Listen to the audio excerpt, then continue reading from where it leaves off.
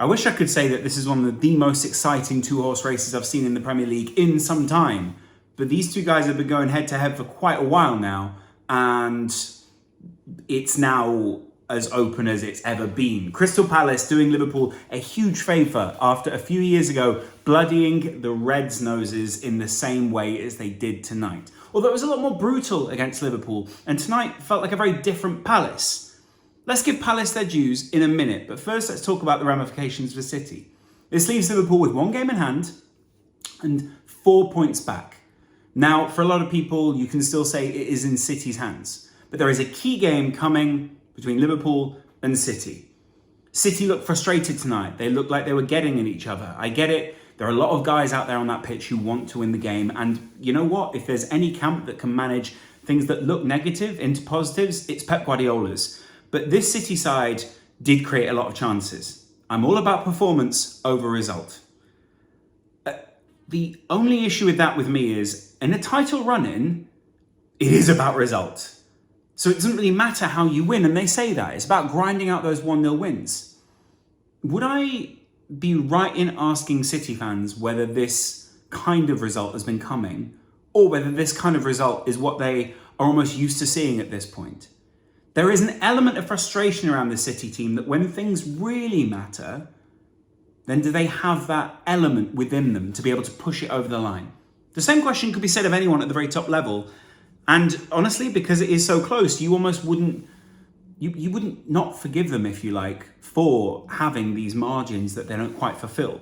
But tonight it was about balls flashed across the face of goal, half chances for Crystal Palace, and Guaita, a great goalkeeping performance.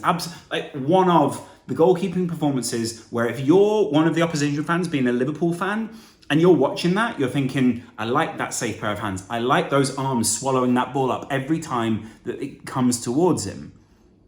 I imagine how frustrating this is for City because those are the guys who are being chased at the moment. The guys who want to keep it as far apart as possible from Liverpool. But the fascinating thing is Liverpool now have one game to get 3 points to catch up to be 1 point behind City in a title race that people said was already done months ago, myself included. It's not that I didn't believe in this Liverpool team, it's that I didn't believe that things could get this hairy for City.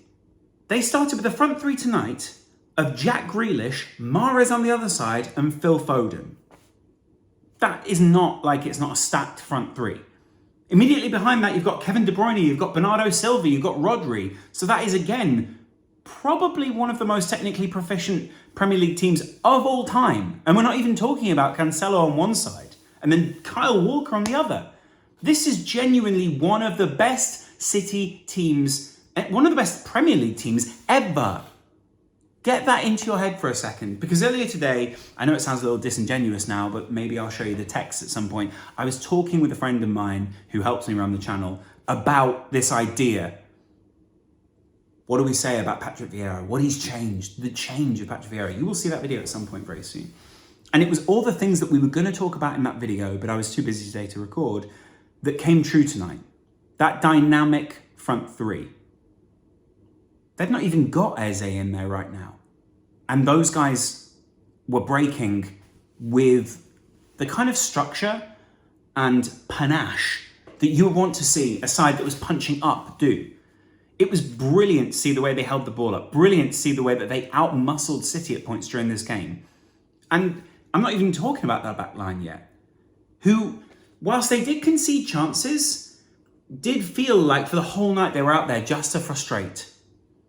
Get on that counter-attack and you will create chances.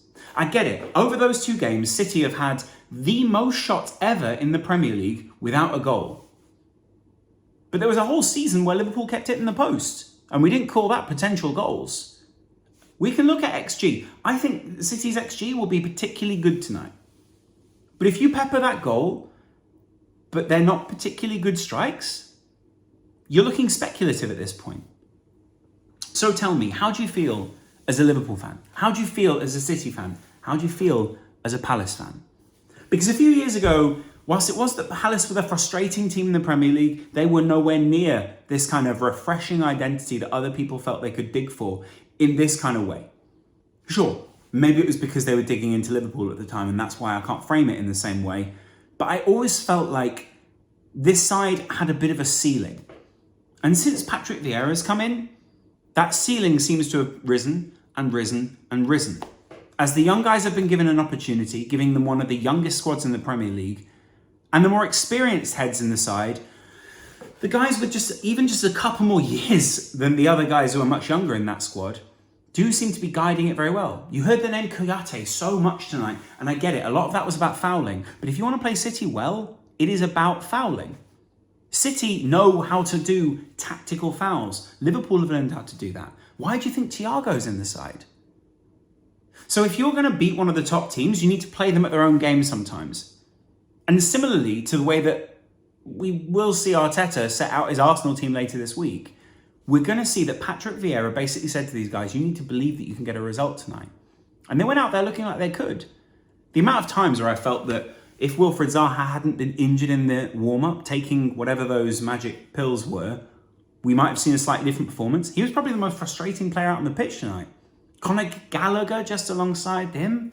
That was some good counter-attacking from that young man. And the pace is so exciting. City didn't seem quite able to deal with it, which again made me think, which element of City are we not seeing here? Which element of City isn't quite clicking? Or is it that they are clicking and it's just not going in?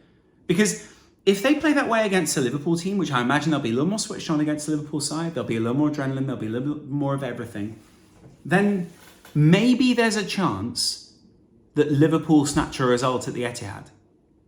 It will be quite a different thing at the Etihad, of course. And Liverpool will still be very fortunate to be... Actually, fortunate is not the correct word. Liverpool will still be very grateful to still be in a position which feels so much within touching distance. So much so, one point is reach out and touch, right? Reach out and touch Faith, City, in this sense. So tonight, Liverpool fans, you can celebrate a Crystal Palace result. But remember not to get too high, because later on this week, we have Arsenal. Arsenal being one of the most resurgent sides in the Premier League. I've got more Arsenal videos to come. I've got a Palace video to come. I've got a Liverpool video to come. But this is a good feeling tonight on Merseyside. Half of it. Sorry. It's pretty good to feel that you're on the end of a Crystal Palace result which favours you. Liverpool fans, this is an unusual feeling. Drink it in. Take a second. Not much analysis in that, but it's true.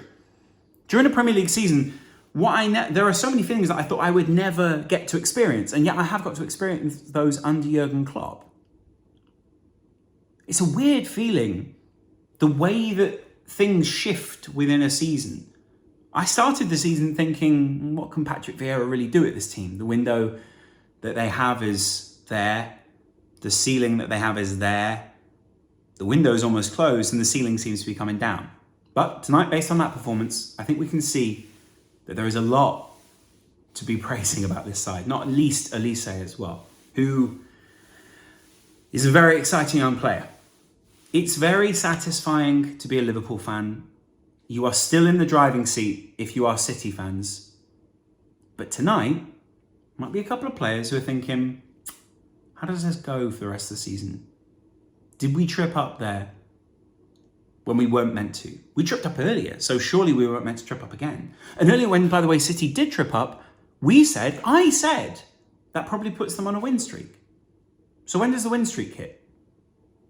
That's not me being arrogant, that's me genuinely asking. Because they thrashed teams in the Champions League. They've thrashed a couple of sides this season. It's going to be so fascinating. There are still twists and turns in this. Remember, if you fall more than 1 point behind in the Premier League this season, which is very likely to happen, who knows? And by the way, Liverpool are not within 1 point just yet. They need that win. A bird in the hand is worth 2 in the bush. Look it up if you don't understand it, but it's totally true. Liverpool fans, do not count your chickens yet. Because there are still so many more twists and turns. If you draw tomorrow night, that's still 3 points. That's an opportunity which the press will tell you is wasted. But do not let people, whether you're a City fan or a Liverpool fan, tell you what to think. Only you know what you think as a fan base. And frankly, I'm sick of hearing from other people who think they know what Liverpool fans think of Jurgen Klopp, who think that other people know what they think about Pep Guardiola at City. One point's very touchable though. Let's see if Liverpool can shut that gap. See you guys tomorrow. Have a good night. Cheers.